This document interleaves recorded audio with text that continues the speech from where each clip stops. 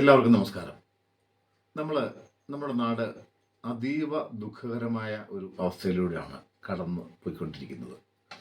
മനസാക്ഷിയുള്ള സാമാന്യ ബുദ്ധിയുള്ള ആരുടെയും മനസാക്ഷിയെ മരവിപ്പിക്കുന്ന കാര്യങ്ങളാണ് നമ്മൾ ഓരോ നിമിഷത്തിലും കേട്ടുകൊണ്ടിരിക്കുന്നത്, ഇല്ലേ മാധ്യമങ്ങളിലൂടെ കണ്ടുകൊണ്ടിരിക്കുന്നത്.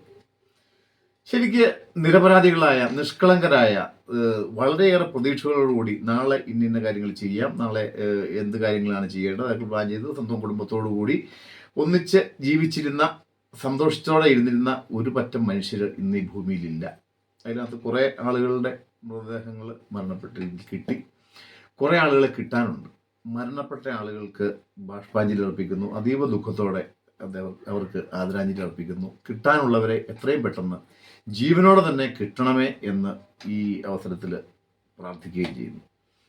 അപ്പം ദുഃഖങ്ങളും ദുരിതങ്ങളും നമ്മൾ എല്ലാ അവസരങ്ങളിലും ഉണ്ടാകുന്നുണ്ട്. നമുക്ക് ഈ ഒരു നാട്ടിന് വേണ്ടി ഇപ്പം ചെയ്യാൻ പറ്റുന്ന നമ്മളെ കൊണ്ട് കഴിയുന്ന ഏത് വിധത്തിലുള്ള സഹായങ്ങളും നമ്മൾ അവിടെ എത്തിക്കുക എന്നുള്ളതാണ് നമ്മൾ ചെയ്യേണ്ടത്. ഇപ്പം ആളുകളെ അങ്ങോട്ട് അടുപ്പിക്കുന്നില്ല, ഇല്ലെങ്കിൽ രക്ഷാപ്രവർത്തനങ്ങളുടെ ഭാഗമായിട്ട് സാധാരണ എല്ലാവർക്കും കൂടെ ഓടി എത്താൻ സാധിക്കില്ല. എങ്കിലും ഞാനിത് പറയാനുണ്ടായ കാരണം, നമ്മൾ ഈ 2018 ഒരു ദുരിതം കണ്ടു, ഇല്ലെങ്കിൽ ഒരു മഹാപ്രളയം കണ്ടു. ആ പ്രളയത്തിൽ വീടും കൂടും നഷ്ടപ്പെട്ട അനേകം ആളുകളുണ്ട്, മരണപ്പെട്ട ആളുകളുണ്ട്. അവർക്ക് കുറേ പേർക്ക് നഷ്ടപരിഹാരങ്ങൾ കിട്ടി. ഈ ഉരുളുപൊട്ടലുകൾ ഉണ്ടായ ആ ഭൂമിയിൽ പിന്നെ സാധാരണഗതിയിൽ ഞാൻ പല സ്ഥലങ്ങളും സന്ദർശിച്ചാൽ അവിടെ പിന്നെ ഒരു കൃഷിദേഹങ്ങളൊന്നും സാധിക്കത്തില്ല. ആ മണ്ണുണ്ടെങ്കിൽ അത് ഒരു ഊഷര ഭൂമിയായിട്ട് അവിടെ കിടക്കും. അപ്പോൾ അവിടെ പിന്നെ ഒന്നും സാധ്യമല്ല, വീട് പോയവർക്ക് വീട് പോയി. അപ്പോൾ നമ്മൾ സാധാരണഗതിയിൽ ഏത് വലിയ ദുരന്തത്തെയും നമ്മൾ നേരിടും. പക്ഷെ കുറച്ച് അന്ന് അവരോട് സഹതാപം പ്രകടിപ്പിക്കും, അങ്ങോട്ട് സഹായഹസ്തങ്ങൾ ഒഴുകും, ഒരുപാട് പറ്റുന്ന രീതിയിലൊക്കെ അവർ സഹായിക്കും. പക്ഷെ അതിനുശേഷം ക്രമേണ അവരെ നമ്മൾ മറക്കുന്ന ഒരു അവസ്ഥയാണ് നമ്മുടെ നാട്ടിൽ ഉണ്ടാകുന്നത്. ഞാനിപ്പോൾ ഈ 2018 ഉരുൾപൊട്ടലിലെ വീട് നഷ്ടപ്പെട്ട, ഇല്ലെങ്കിൽ ഭൂമി നഷ്ടപ്പെട്ട ഒരു ചെറിയ സ്ഥലം ഒരു ഉദാഹരണമായിട്ട് കാണിക്കാം. മറ്റ് പല പല സ്ഥലങ്ങൾ ജില്ലയിലുണ്ടെങ്കിലും ഒരു സ്ഥലം ഞാനിപ്പോൾ നിങ്ങളെ കാണിക്കാം. 2018 പ്രളയത്തിൽ ഇടിഞ്ഞുപോയ ഒരു സ്ഥലത്തിൻ്റെ അവസ്ഥയാണ് ഇത്. ഇവിടെ നിറയെ റബ്ബറും കൊടിയും ഉൾപ്പെടെ കൃഷിദേഹമായിട്ട് കിടന്ന ഭൂമിയാണ്. ഇതിപ്പോൾ ഇടിഞ്ഞ് താഴത്തേക്ക് പോയ അതിഭീകരമായ അവസ്ഥയിൽ നിൽക്കുക. ഇതിന് വേറെ ഒന്നും ചെയ്തിട്ടില്ല. ഇനി തൊട്ട് മുകളിൽ കാണുന്നത് ഒരു റോഡാണ്. ആ പഴയ പൈപ്പ് കണക്ഷനിൽ പോയിക്കുന്നതാണ്. അതിന് മുകളിൽ റോഡുണ്ട്, അതിലെപ്പോഴും വാഹന ഗതാഗതമുണ്ട്. പക്ഷേ അത് സൂക്ഷിച്ചില്ലെങ്കിൽ എപ്പോഴാണ് ഈ ഓടുന്ന വണ്ടികളും അതിലുള്ള ആളുകളും കൂടെ താഴെ പോകുന്നത് എന്ന് അറിയില്ല. നമുക്ക് ഈ പറമ്പുടമസ്ഥൻ ഇപ്പോൾ സ്ഥലത്തുണ്ട്, നമുക്ക് അദ്ദേഹമായിട്ട് ഒന്ന് സംസാരിക്കാം. ചേട്ടൻ്റെ പേര്? എൻ്റെ പേര് വിജയൻ.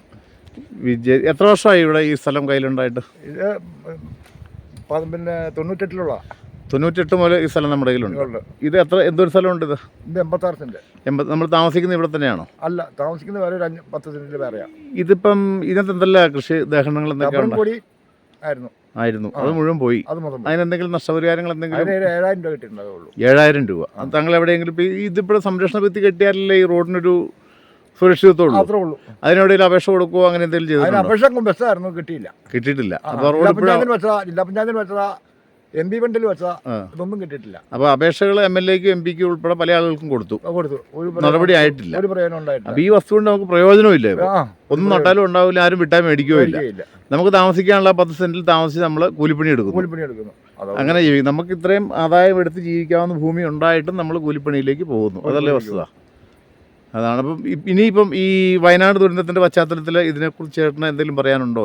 ഇതിൻ്റെ ദുരിതമായിട്ടെന്ന് പറഞ്ഞു കഴിഞ്ഞാൽ നമുക്ക് വേറെ യാതൊരു ആനുകൂല്യങ്ങളും കിട്ടിയിട്ടില്ല. 7,000 രൂപ കിട്ടിയിട്ടുണ്ട്. അന്ന് 7,000 രൂപ കിട്ടിയിട്ടുണ്ട്. ഇവിടുന്ന് 2 കിലോമീറ്റർ താഴെയല്ലേ ഒരു 4 പേര് മരണപ്പെട്ട ഉപ്പുതോട് ദുരന്തം എന്ന് പറയുന്നത്. അവിടെ ആ ഒരു ചേച്ചിനെ എതിരായിട്ട് കിട്ടാൻ പറ്റിയിട്ടില്ല.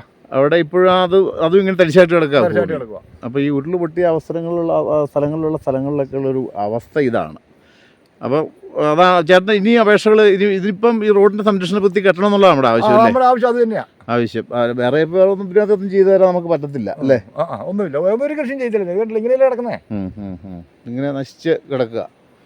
ഇറങ്ങി നടക്കാൻ പോലും പറ്റാത്ത അവസ്ഥയിലായി. ഇവിടെ നമുക്ക് വേറെ ഒന്നും ചെയ്യാനും പറ്റത്തില്ല. ഇതിൻ്റെ എതിർവശം ഭയങ്കര മലകളാണ് കാണുന്നത്. ആ കാണുന്ന മലയുടെ താഴ്വാസത്ത് ഇവിടുന്ന് 2 കിലോമീറ്റർ അപ്പുറത്തെയാണ് ഈ ഉപ്പുതോട് ഉരുൾപൊട്ടലിലെ 4 പേര് കാണാതായ ഉരുൾപൊട്ടലിൻ്റെ ആ ഭാഗത്തായിട്ടാണ് അത്. ഇതിങ്ങനെ അതീവ ഗർത്തമായിട്ട് കിടക്കുകയാണ്. ഇതുപോലെയാണ് ഈ പല സ്ഥലങ്ങളിലും ഇടുക്കി ജില്ലയുടെ അവസ്ഥകൾ. വാഹനങ്ങൾ കടന്നു പോകുന്ന ഒരു റോഡാണിത്. ഇത് ടാറിങ്ങൊക്കെ തീർത്ത് ഇപ്പോൾ ചേട്ടൻ പറഞ്ഞ സംരക്ഷണ ഭിത്തി കെട്ടാതെ ഇതിലെ ഉള്ള പോക്ക് വരവ് വളരെയേറെ ബുദ്ധിമുട്ടാണ്. അതിൻ്റെ ഒരു ഭീകരാവസ്ഥ കാണണമെങ്കിൽ ഇത് ഈ റോഡാണ്, ഇത്രയും ഭാഗമാണ് ഇവിടെ ഈ റോഡുമായിട്ട് വ്യത്യാസമുള്ളൂ. ഇതുകൊണ്ട് ഇവിടുന്ന് അങ്ങോട്ട് അഗാധമായ ഗർത്തമാണ്, കൊക്ക എന്ന് വേണേൽ പറയും. ഇതൊരു ഉരുളുപൊട്ടി പോയതാണ് ഇവിടെ മുതൽ. അപ്പോൾ ഈ റോഡിൽ കൂടെ ഈ കൊച്ചുകുട്ടികൾ ഉൾപ്പെടെ സ്കൂൾ കുട്ടികൾ ഉൾപ്പെടെ അനേകം പേര് യാത്ര ചെയ്യുന്ന ഒരു വഴിയാണ്. ഇതിൻ്റെ ഒരു ദുർഘടാവസ്ഥ പരിഗണിക്കേണ്ടത് തന്നെയാണ്. പക്ഷേ ഇത്രയും വർഷമായിട്ട് അതുപോലും സാധിക്കാത്ത സംവിധാനമാണ് നമ്മുടെ നാട്ടിലുള്ളത് എന്ന് പറയുമ്പോൾ അതീവ ദുഃഖകരം എന്നേ പറയാൻ പറ്റുള്ളൂ. ഇപ്പം നമ്മൾ ഈ കാഴ്ചയിൽ കണ്ട ഈ റോഡ്, ആ പുരയിടം അദ്ദേഹത്തിൻ്റെ പോയി, ആ വിജയൻ എന്നാൾ പറയുന്നത് കേട്ടു. അദ്ദേഹത്തിന് അവിടെ റബ്ബർ, കൊടി അങ്ങനെയുള്ള ആദായങ്ങളെല്ലാം ഉണ്ടായിരുന്നു. അതിനകത്തൊന്നുമില്ല, നാമാവശേഷമായിപ്പോയി. അതിനകത്ത് ഇനി ഒരു കൃഷിയും സാധിക്കുകയില്ല. അപ്പോൾ അദ്ദേഹം ഇപ്പോൾ ഒരു 10 സെൻറ്റ് സ്ഥലം വേറെ താമസിക്കാൻ മാത്രമുണ്ട്, കൂലിപ്പണി എടുത്ത് ജീവിക്കുന്നു. ഇതുപോലെ മറ്റനേകം ആളുകളുണ്ട്. ഈ സംഭവ സ്ഥലത്ത് നിന്ന് ഒരു 2 കിലോമീറ്റർ താഴെയാണ് ഈ 2018 ആ ഒരു ഉൾപ്പതോട് ദുരന്തം എന്ന് പറയുന്നത്. 4 പേര് അവർ മരണപ്പെട്ടു. അതിനകത്ത് വസ്തുത കേൾക്കണം. തൊട്ടടുത്ത് ഉപ്പതോട് പള്ളിയിൽ ഒരു ക്യാമ്പ് തുടങ്ങുന്നു. ആ ക്യാമ്പിൽ ആളുകൾ നിൽക്കുന്നു. വൈകുന്നേരം മഴ കുറഞ്ഞ സമയത്ത് മകൻ്റെ ഒരു കൂട്ടുകാരൻ അങ്ങോട്ട് വരെ കാണാമെന്ന് സ്ഥിതി. മഴയൊന്നും കുറച്ച് പ്രശ്നമൊന്നുമില്ല, പ്രകൃതി ശാന്തമായി എന്നുള്ള അറിവിൻ്റെ വെളിച്ചത്തിൽ ഇവർ വീട്ടിലേക്ക് പോകുന്ന വഴിക്കാണ് 5 മിനിറ്റിനുള്ളിൽ ഇവർ 4 പേരും മണ്ണിടിപ്പെട്ടു. അതിലൊരാളെ ഇപ്പോഴും തിരിച്ചെടുത്തിട്ടില്ല, കിട്ടിയിട്ടില്ല. അപ്പം അതങ്ങനെ നിൽക്കട്ടെ. അപ്പോൾ ആ വസ്തുവും ആ സ്ഥലവും അങ്ങനെ തന്നെ കിടക്കുന്നു.